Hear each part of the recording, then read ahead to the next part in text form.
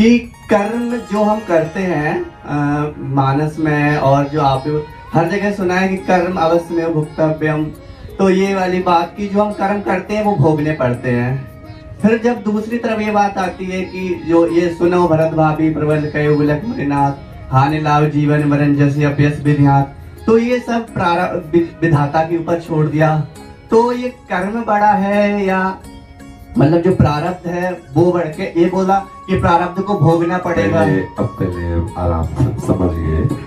पहली बात होती है कि हर अपराध का दंड है, हर अपराध का दंड है, हर अच्छे काम का पुरस्कार है।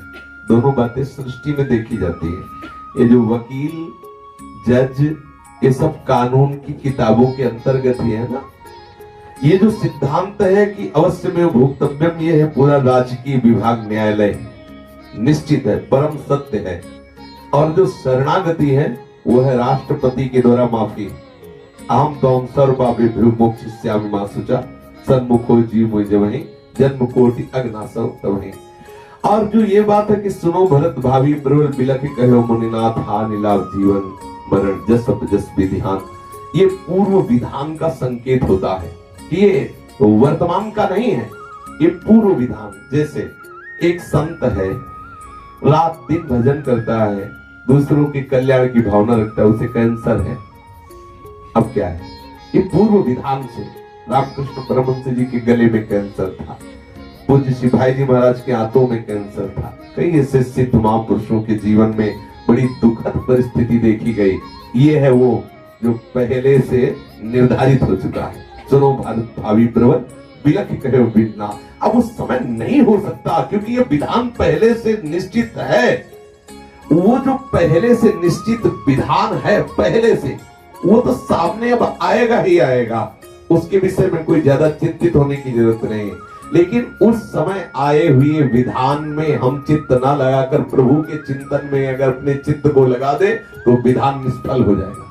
जैसे गोली आ रही हो, हम झुक गए तो निकल गई ना, ऐसे ही प्रारब्ध आया और अपने चित्त को प्रभु से जोड़ दिया, निकल गए। जैसे मानो आपके सामने हम बैठे और श्री जी का जस गा रहे हैं, श्री जी के चिंतन में, यहीं से जब ऊपर गए भी सत्संग से, ये सब पैर आपको बहुत कष्ट है, शरीर में दर्द, फिर आके बैठे, आपको लग रहा है कष्ट है, फिर अभी गए, फिर आप वहां की सीन देखना, फिर शरीर में भयानक कष्ट हो जाए। प्रारब्ध अपना प्रभाव दिखाने की चेष्टा करता है, लेकिन चित्त को प्रियालाल के चिंतन में लगा देने से वो प्रारब्ध निकल गया। जैसे बाण ठीक निशाने से मारा, लेकिन सामने वाला समझ गया बाण आया और वो झुक गया तो निकल गया ना। ऐसे ही समझ गया कि प्रारब्ध बुरा आया और भगवत चिंतन में लग गए तो वो समय प्रारब्ध का निकल गया, हमें परास्त नहीं कर पाया। अच्छा, ये जो कर्मों का शुभ अशुभ का हिसाब किताब है, ये भगवत शरणागति से विध्वंस हो जाता है, इनका कोई महत्व नहीं। दूसरी बात, अगर सूक्ष्मता से समझी जाए तो स्वप्न के जितने भी शुभ अशुभ कर्म सब झूठे होते हैं। ये जागृत पुरुष को पता चलता है, ना कि स्वप्निक पुरुष को। जो सपने सिर काटे कोई बिन जागे दुख दूर न होई। अब स्वप्निक पुरुष को समझाओ जो समुद्र में डूब रहा है, बाहर से हजारों नाव ला के खड़ी कर दो, ये चिंता मत कर, तू डूब नहीं पाएगा, वो दुखी होगा। उसको नाव नहीं चाहिए इस समय उसको जगाने की आवश्यकता है, और जगा दिया तो एक बूंद पानी नहीं था जहां वो अथाह जल में डूब रहा था। समझ रहे ना? ठीक ऐसे ही जागृत अवस्था के शुभ अशुभ कर्म अज्ञान और मोह के अंधकार में हो रहे, उसे ज्ञान का प्रकाश कर दो, ना कोई शुभ है ना कोई अशुभ है, क्योंकि जाग चुका है। जागे जथा स्वपन ब्रह्म जाई, जे जाने जग जाए हिराई, जागे जथा स्वपन ब्रह्म जाई। समझ पा रहे क्या? दूसरा प्रश्न, ये प्रश्न पहले देखो, समझ में आ गया? मुझे मतलब उदाहरण आपने बहुत अच्छा दिया, इसी तरह से मुझे बात समझ में नहीं है? आ गई। अच्छा, ये है तो आप जान गए संसार झूठा है, तो आज से ब्रह्मचर्य रहिए फिर। नहीं, अब हम आंख मिलाओ। अभी प्रश्न किया बहुत हाई क्वालिटी थे, इसलिए अब आप शिष्य भी हो।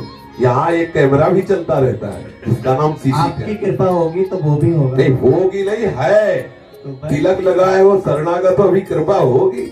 अब संभालो, एक कैमरा भी लगा है यहाँ, जो सीसी कैमरा तुम्हारी खोपड़ी के अंदर की बात दिखा रहा है। तो आप जैसे प्रश्न करो हाई लेवल का, तभी ये प्रश्न, ये उत्तर आएगा। अगर ये प्रश्न तार्किक ना होता तो इसको हम ये ना कहते चल भाव से चलते रहो, धीरे धीरे सुधर जाओ। इसने तार्किक प्रश्न किया, इसलिए इसको साफ निर्देश है कि अगर तुम्हें पता चल गया कि हाँ बात गलत है तो आप अपने ब्रह्मचर्य पर ध्यान दीजिए, क्योंकि आपका ब्रह्मचर्य बिल्कुल 0 पॉइंट में है। अब अगली सुई नीचे उतरने वाली है, धीरे से बोलो ना हो तो इसलिए सावधान हो जाओ, क्योंकि झूठा संसार, इसमें भोग में सुख है नहीं। आगे बढ़ो तो आपको अनुभव होगा ना कि कृत जो शुभ शुभ कृत है इससे कैसे ऊपर उठा जाता है, कैसे आप जागोगे, कैसे आप चिदानंद रस को प्राप्त होगे।